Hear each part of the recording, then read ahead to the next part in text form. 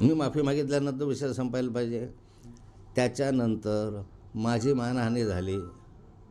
या ठिकाणी मानहानी झाली म्हणजे कसं की सरकारचे आदेश आहे की लोकप्रतिनिधी आल्यानंतर त्याने उठून उभं राहिलं पाहिजे, त्याने त्याचा सन्मान दिला पाहिजे, त्याचं म्हणणं शांततेनं ऐकून घेतलं पाहिजे, त्याला दरवाजापर्यंत सोडून दिलं पाहिजे, असं JDचे आदेश आहे.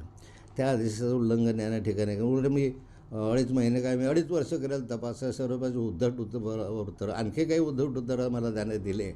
म्हणून तर मला कधी अधिकाऱ्याला मी संताप करत नाही, पण पहिल्यांदाच मला एवढा संताप याच्यासाठी आला कारण त्याने मला प्रत्येक गोष्टीत चॅलेंज करायचं केलं.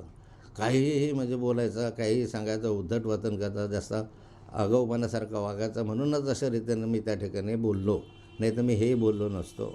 माझ्या 45 वर्षाच्या राजकीय जीवनामध्ये हे मी केलं नाही. म्हणून या अधिकाऱ्याच्या विरुद्ध त्याने माझ्या अधिकारावर गदा आणली. माझा तो अधिकार आहे माहिती विचारण्याचा आणि माझ्या अधिकारावर गदा आणली आणि मला त्या ठिकाणी अपमानास्पद वर्तणूक मला दिली.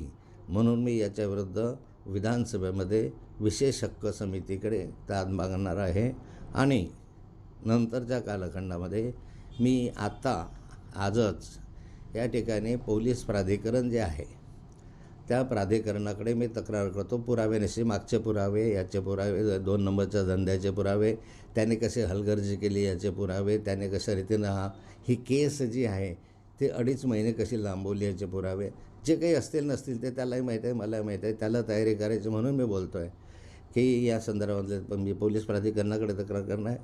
मी मानवाधिकारकडे एक तक्रार करणार आहे, त्याचे मुद्दे काढून ठेवलेले आहे आणि मी DG आणि IG यांच्याकडे तक्रार देणारच आहे.